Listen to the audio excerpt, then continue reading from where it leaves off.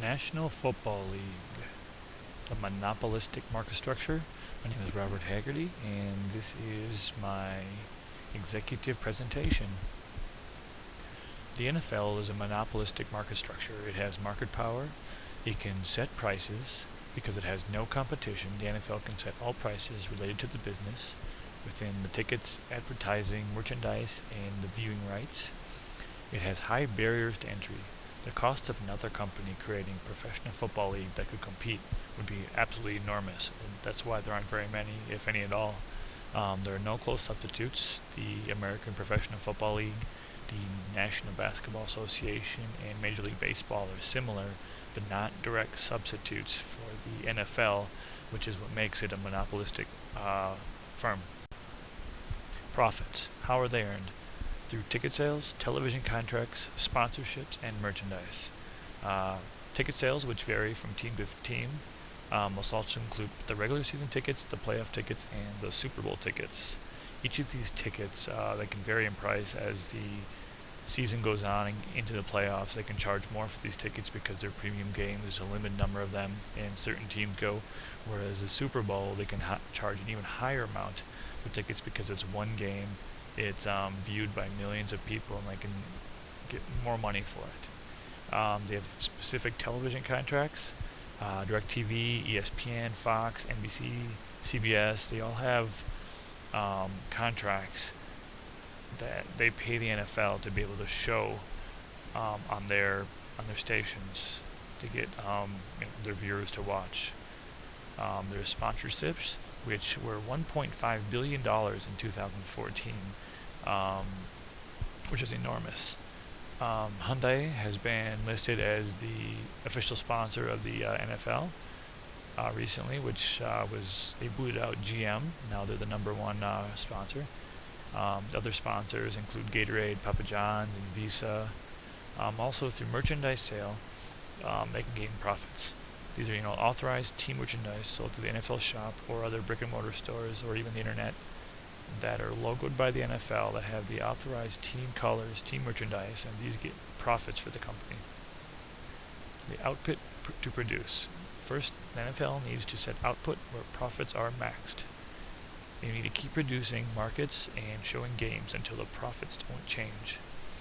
Next, they need to set an output where the marginal profit is zero. And then the next step is to set output where marginal revenue equals marginal cost. The NFL has to continue to provide games and merchandise until profits are maximized. Once they get past that, profits will start to reduce. Therefore, they need to reevaluate and analyze their output and to make sure it's maximized with the price and the quantity, so they make the highest amount of profits possible. And a side note is the NFL was actually tax exempt since 1942, even though they made profits. They got around this by the NFL itself was nonprofit in their offices, whereas the individual teams were taxed for their profits. They actually, 2015 fiscal year, it will be an actual taxable entity.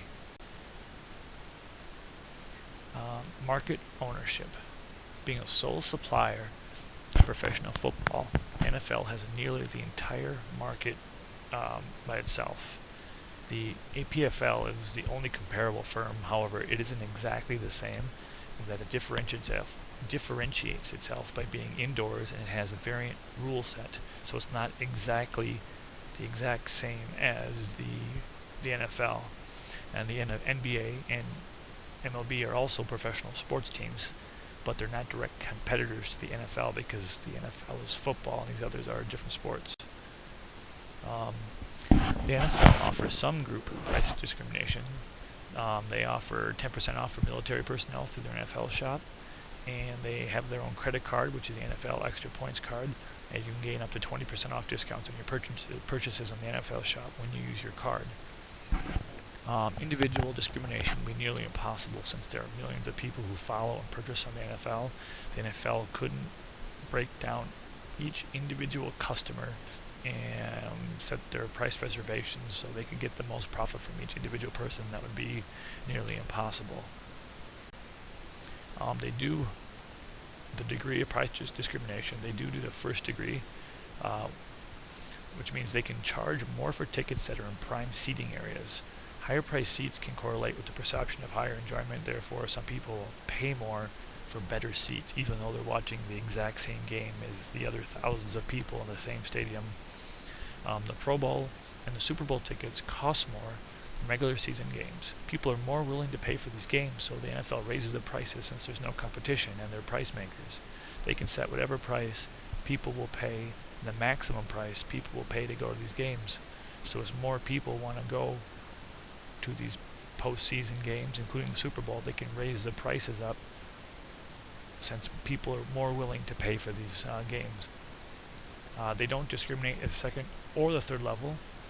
Simply put, they don't offer buy one get ones or bundled discount prices, and they don't include different prices for seniors or college students, for example.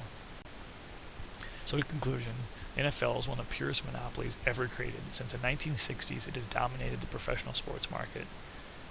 Since then, they merged with the AFL, and it's been one of the biggest monopolies in the United States, if not the world. The only other professional football league that still exists is the APFL, which we talked about previously. The MLB and the NBA are not direct competitors and have little, if no, effect on the monopoly power of the NFL. Since the NFL is so powerful, has such market power, it's really unaffected by the other sports, especially since some of the other sports are in different seasons and don't directly interfere with the NFL for the winter months. And as a price setter, the NFL can use price discrimination to charge the highest price to consumers who will play for games and increase that cost for the premium games.